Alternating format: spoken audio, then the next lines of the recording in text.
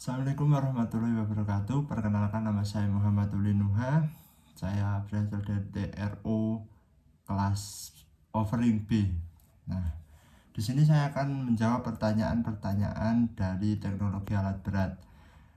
Yang pertanyaan yang pertama yaitu jelaskan perbedaan antara pemeliharaan preventif dan pemeliharaan korektif pada alat berat serta berikan contoh spesifik dari masing-masing jenis pemeliharaan tersebut berdasarkan dokumen yang disediakan. Baik, perbedaan pemeliharaan preventif dan pemeliharaan korektif. Pemeliharaan preventif adalah pemeliharaan yang dilakukan secara berkala sebelum terjadi kerusakan dengan tujuan memperpanjang umur alat dan mencegah kerusakan. Contohnya seperti pergantian oli, pergantian udara, penyetelan katup setelah mencapai jam kerja tertentu seperti 250 jam dan 500 jam. Dan yang kedua yaitu pemeliharaan korektif. Pemeliharaan korektif adalah pemeliharaan yang dilakukan setelah alat menunjukkan gejala kerusakan atau sudah rusak. Contohnya yaitu perbaikan atau pergantian radiator setelah terjadi overheat, seperti itu. Nah, pertanyaan yang kedua selanjutnya yaitu uraikan prosedur yang benar dalam pengambilan sampel oli untuk program analisis pelumas atau PAP dan jelaskan mengapa prosedur tersebut harus dilakukan dengan cara yang spesifik. Prosedur pengambilan sampel oli untuk PAP. Yang pertama yaitu jalankan mesin hingga suhu optimal. Yang kedua, matikan mesin dan tunggu beberapa saat agar oli tidak terlalu panas. Yang ketiga yaitu ambil sampel melalui port khusus sampling. Port khusus sampling sendiri ini bukan dari port drain oli ya, atau dalam tap oli itu. Yang keempat, gunakan botol sampel yang bersih dan kering. Dan yang kelima, pastikan botol ditutup rapat dan diberi label informasi seperti jam kerja, tanggal, dan unit. Karena pengambilan yang tidak sesuai bisa menyebabkan kontaminasi dari endapan kotoran sehingga hasil analisis tidak akurat. Port sampling dirancang agar sampel mempresentasikan kondisi oli aktual di dalam sistem. Seperti itu. Next, lanjut kita nomor 3 yaitu analisis hubungan antara kandungan sulfur dalam bahan bakar dengan jadwal penggunaan oli engine. Berdasarkan dokumen, bagaimana kandungan sulfur yang berbeda mempengaruhi interval pemeliharaan dan apa dampak jangka panjangnya terhadap performa mesin. Ya, pengaruh kandungan sulfur dalam bahan bakar terhadap jadwal pergantian oli. Kandungan sulfur tinggi menyebabkan terbentuknya asam sulfat saat proses pembakaran. Asam ini mencemari oli dan menurunkan nilai total base number atau TBN sehingga oli menjadi cepat rusak. Terus selanjutnya interval penggantian oli harus diperpendek jika menggunakan bahan bakar sulfur tinggi, misalnya dari 500 jam menjadi 250 jam dalam pergantian oli. Dan yang terakhir, dampak jangka panjangnya itu jika penggantian oli tidak disesuaikan akan terjadi keausan pada komponen-komponen engine, peningkatan deposit, dan akhirnya penurunan performa serta umur mesin yang lebih pendek, seperti itu. Lanjut kita nomor 4. Bandingkan dan kontraskan prosedur pemeliharaan berkala pada 250 jam pertama initial service dengan pemeliharaan berkala normal pada 250 jam. Mengapa terdapat perbedaan dalam item pekerjaan yang dilakukan? Oke, baik, kita jam nomor 4. Perbandingan pemeliharaan 250 jam pertama initial service dan pemeliharaan berkala. Initial service atau 205 jam pertama dilakukan setelah alat mulai dioperasikan. Fokusnya pada pergantian oli, pemeliharaan dan penyetelan komponen seperti katup dan pengencangan ulang baut yang penting. Tujuannya untuk memastikan semua komponen dalam kondisi stabil setelah masa run-in. Seperti itu.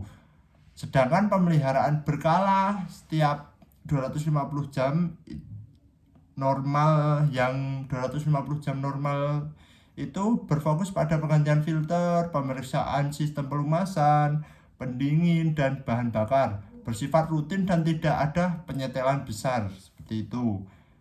Karena masa awal operasi atau break-in rentan terhadap pelonggaran baut dan pengendapan partikel logam halus. Oleh karena itu, pemeliharaan lebih intensif di awal, seperti itu. Kita next, nomor 5, evaluasi kelebihan dan kekurangan dari pendekatan condition based maintenance dibandingkan dengan schedule overhaul. Dalam situasi operasional, seperti apa masing-masing pendekatan tersebut lebih efektif untuk diterapkan. Evaluasi condition based maintenance atau CBM dilakukan berdasarkan kondisi aktual komponen via sensor, analisis, dan lain-lain lah, seperti itu. Kelebihannya itu lebih efisien, mengurangi downtime, hanya memperbaiki saat diperlukan.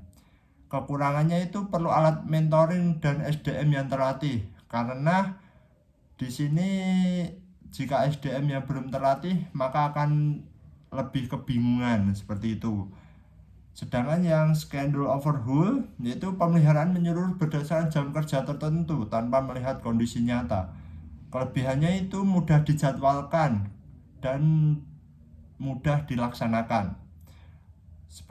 Kekurangannya itu bisa terlalu cepat boros biaya atau terlambat saat menangani kerusakan. Kerusakan itu tidak terdeteksi dan maka harus dilakukan overhaul, seperti itu.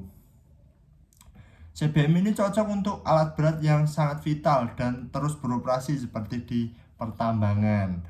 Sedangkan schedule overhaul cocok untuk alat dengan siklus kerja stabil dan mudah dijadwalkan, seperti itu. Next, nomor 6. Seorang operator melaporkan bahwa engine alat berat mengalami overheat saat beroperasi. Berdasarkan dokumen yang disediakan, analisislah langkah-langkah yang seharusnya diambil dan berikan argumen mengapa prosedur tersebut penting untuk mencegah kerusakan lebih lanjut. Tindakan saat engine mengalami overheat. Langkah-langkah yang pertama yaitu hentikan alat secepatnya untuk mencegah kerusakan lebih lanjut. Ketika indikator overheat atau jarum itu sudah mengalami overheat, maka segera hentikan alat secepatnya. Yaitu tunggu hingga mesin dingin. Yang kedua itu tunggu hingga mesin dingin sebelum membuka tutup radiator. Karena jika Anda membuka tutup radiator saat mesin masih panas, maka air radiator itu akan muncrat atau mengenai kulit, itu dapat menyebabkan luka bakar, seperti itu. Ketiga, periksa level coolant dan kebocoran. Maka lihatlah dalam kisi-kisi radiator itu apakah ada terjadi kebocoran atau dalam selang-selang radiator itu mengalami kebocoran. Dan yang keempat yaitu periksa kondisi kipas dan termostat. Karena jika ada kerusakan dalam kipas, maka sangat bisa lah untuk mengalami overheat, seperti itu. Dan yang terakhir yaitu bersihkan kisi-kisi radiator dari debu atau kotoran. Jika alat berat ini bekerja di pertambangan maka sangat rentan terkena debu dan kotoran yang menempel. Itu juga bisa menyebabkan overheat, seperti itu. Jika overheat dibiarkan itu bisa menyebabkan seperti gasket head terbakar, piston macet, dan kerusakan permanen pada silinder. Seperti itu. Dan selanjutnya kita next nomor 7. Pada dokumen disebutkan bahwa biaya yang dibutuhkan lebih murah sebagai salah satu keuntungan melakukan maintenance dengan baik. Berikan analisis kritis tentang bagaimana pemeliharaan preventif yang baik dapat menghemat biaya dalam jangka panjang dengan mempertimbangkan aspek ekonomi dan operasional alat berat. Baik, analisis biaya pemeliharaan preventif. Keuntungan jangka panjang dari preventive maintenance. Yang pertama, mengurangi resiko kerusakan besar, misalnya engine overhaul. Yang kedua, menghindari downtime mendadak atau lebih efisien kerjanya itu meningkat. Menjaga nilai aset alat berat lebih tinggi. Dan yang terakhir, biaya penggantian komponen kecil jauh lebih rendah daripada perbaikan besar. Seperti itu. Seperti contohnya itu mengganti filter oli seharga 300.000 secara berkala lebih murah dibandingkan harus ganti turbocharge karena sirkulasi oli itu terganggu. Seperti itu. Next, nomor 8.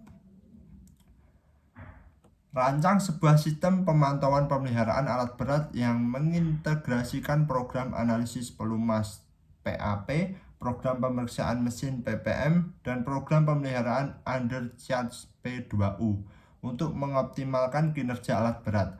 Jelaskan bagaimana sistem ini akan berfungsi dan manfaatnya bagi perusahaan.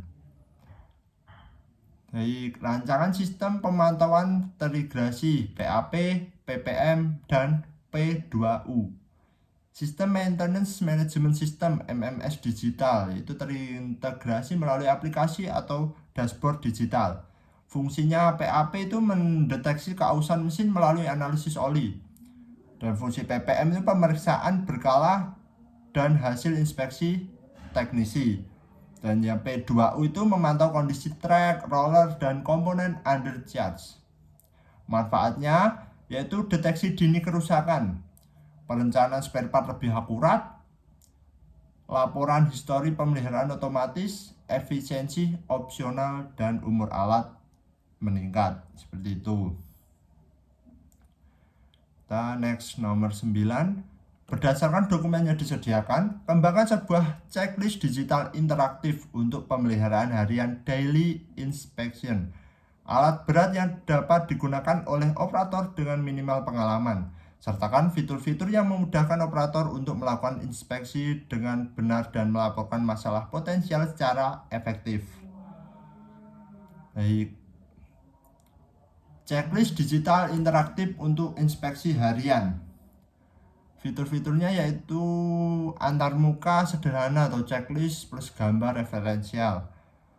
Tombol baik perlu diperhatikan atau rusak seperti itu. Upload foto kondisi aktual, sistem pelaporan otomatis ke mekanik, dan riwayat inspeksi disimpan. Itu yang paling penting, riwayat inspeksi itu harus disimpan. Tujuannya itu membantu operator dengan pengalaman minim agar tidak melewatkan item penting dan mempercepat deteksi masalah. Seperti itu. Dan yang terakhir nomor 10. Dengan mempertimbangkan perkembangan teknologi terkini, usulkan modifikasi atau penyempurnaan pada prosedur pemeliharaan alat berat yang ada untuk meningkatkan efisiensi, keamanan, dan keberlanjutan lingkungan. Berikan justifikasi untuk setiap usulan yang Anda berikan. Baik, usulan penyempurnaan prosedur pemeliharaan. Yang pertama itu sensor IoT dan telematika. Itu memantau suhu, tekanan, getaran secara real time. Justifikasinya itu mempermudah CBM dan mencegah kerusakan mendadak. Dan yang kedua itu L-batch analysis. Prediksi kerusakan berdasarkan histori alat dan perilaku operasional. Justifikasinya menyusun jadwal pemeliharaan lebih presisi. Yang ketiga itu penggunaan bahan pelumas biodegradable. Justifikasinya mendukung keberlanjutan lingkungan. Dan yang terakhir nomor 4 itu augmented reality AR untuk pelatihan teknisi. Justifikasinya mempercepat pelatihan dan mengurangi kesalahan saat inspeksi. Cukup sekian jawaban dari saya. Mohon maaf bila ada salah kata. Assalamualaikum warahmatullahi wabarakatuh.